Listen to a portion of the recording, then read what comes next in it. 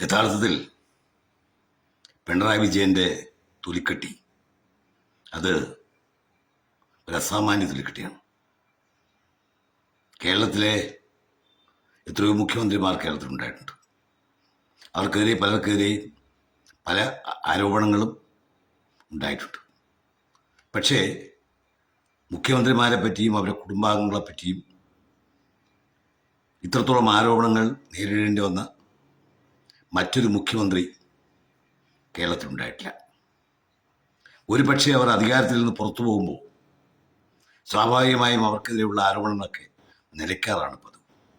പക്ഷേ പിണറായി വിജയൻ അധികാരത്തിൽ നിന്ന് ഇറങ്ങിയ ശേഷമാണ് അദ്ദേഹത്തെ സംബന്ധിച്ചുള്ള അഴിമതി ആരോപണങ്ങൾ ഒന്നൊന്നായി പുറത്തു വരുന്നത്. ഇപ്പോൾ അദ്ദേഹത്തിൻ്റെ മകൾക്ക് വേണ്ടി മറ്റൊരു ഷെൽ കമ്പനി കൂടി എൻഫോഴ്സ്മെന്റ് ഡയറക്ടറേറ്റ് കണ്ടെത്തി. Laker India corporation.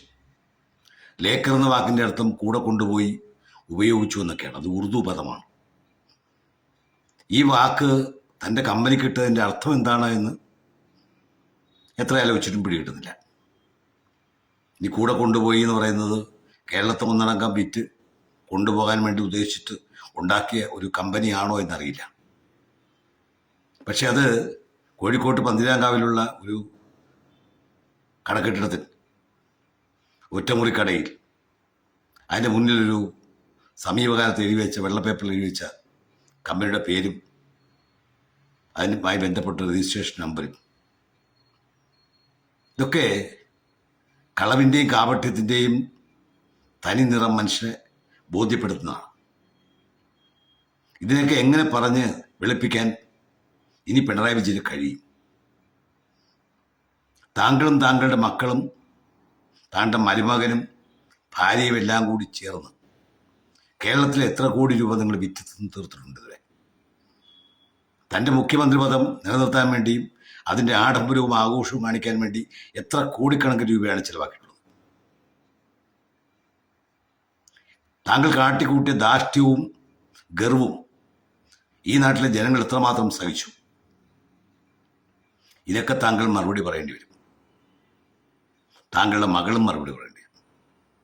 പണ്ട് സ്വപ്ന സുരേഷ് പലതും താങ്കൾ വിളിച്ചു പറഞ്ഞു. അത് എല്ലാ മലയാളികളും അത് അവിശ്വസിച്ചിട്ടില്ല.